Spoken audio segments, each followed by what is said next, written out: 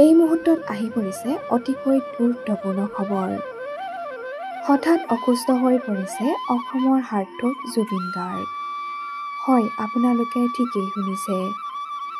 নিশাই হস্পিটেলত ভৰ্তি কৰোৱা হৈছে অসমৰ হাৰ্টথ্ৰব জুবিন গাৰ্গক। গুৱাহাটীৰ নেম কেয়াৰ হস্পিটেলত চিকিৎসাধীন হৈ আছে সকলোৰে মৰমৰ প্ৰিয় শিল্পীজন। ভগৱানৰ ওচৰত প্ৰাৰ্থনা কৰিছে সকলো অনুৰাগীয়ে। নতুনকৈ মুক্তি পাবলগীয়া ছবি ভাইমন্দা চোৱাৰ পাছতে অসুস্থ হৈ পৰিছে অসমৰ হাৰ্টথ্ৰব জুবিন গাৰ্গ। বহুদিনৰ পৰা জ্বৰত আক্ৰান্ত হৈ আছিল শিল্পীজন। বৰ্তমান বিশেষ চিকিৎসকৰ তত্বাৱধানত আছে আমাৰ সকলোৰে মৰমৰ জুবিন গাৰ্গ। নিশাৰ ভাগত হঠাতেই অসুস্থ হৈ পৰিছিল জুবিন গাৰ্গ। আমাৰ চেনেলৰ তৰফৰ পৰা জুবিন গাৰ্গ যাতে সোনকালে সুস্থ হৈ ঘূৰি আহে তাকেই প্ৰাৰ্থনা জনাইছোঁ।